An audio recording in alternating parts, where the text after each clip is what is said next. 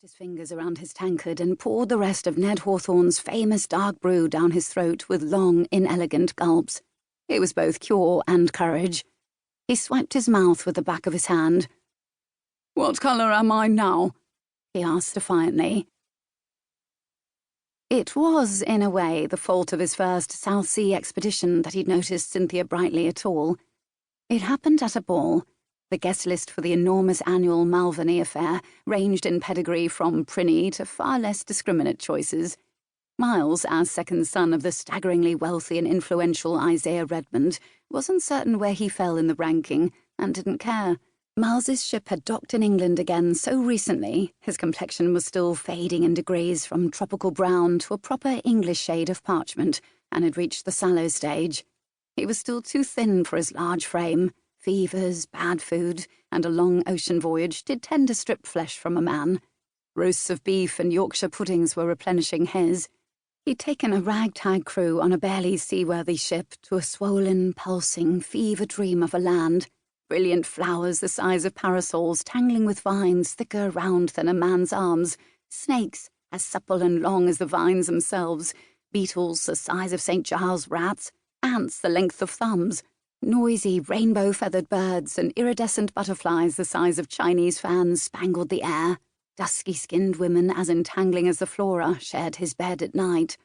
Everything was abandoned, moist, outsized, and excessive. He learned to move slowly, languidly. He learned he would never be dry or cool, regardless. Death was as surprising and thickly everywhere as the life, hidden and overt, scuttling through the undergrowth as tiny scorpions, emerging from the trees as a tribe of cannibals with whom he successfully negotiated for his life, as a tenacious fever that nearly killed him anyway. Miles wasn't immune to awe, but the strangeness and dangers of Lacau never frightened him.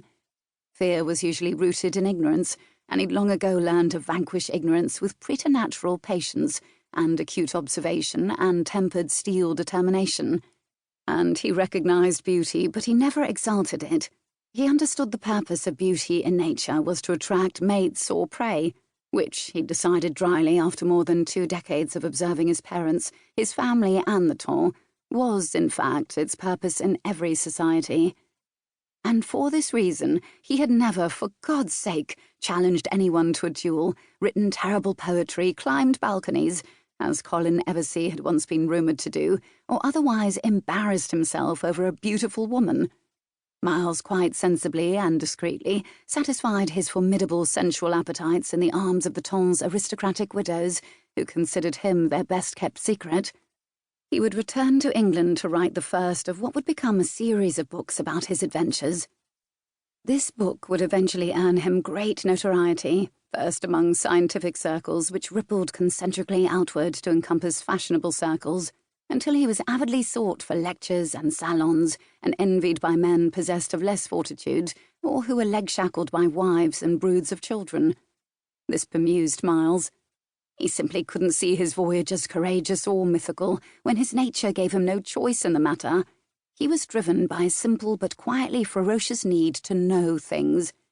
Negotiating with cannibals for his life simply seemed a quite logical conclusion to the trajectory he'd been on since he was soundly thrashed for taking apart his father's gold watch when he was 7 years old. He'd had all the tiny, glittering pieces laid out before him, analysed and understood their relationship to one another, and was just about to reassemble it when he'd been caught. The thrashing did nothing at all to detract from the giddy triumph of finally understanding, at last, how the bloody thing worked. It was, however, a very important lesson. The quest for discovery was often a dangerous one. But all of this notoriety was a year away. For now, he was simply happy to be home again, among family, roasts of beef, low, uncluttered green landscapes, and discreet, randy aristocratic widows clothed in layers and layers of fabric that could be peeled or coaxed off. He was even happy to attend a ball, and he loathed balls. It just seemed a decidedly, blessedly English thing to do. But Lacau seemed to be relinquishing him only gradually, the way a dream dissolves into wakefulness. And suddenly, as Lord Albemarle stood at his elbow and pressed him for stories of warm-blooded women of easy virtue, it happened. The heat of the ballroom crush became tropical. the fluttering of silk fans.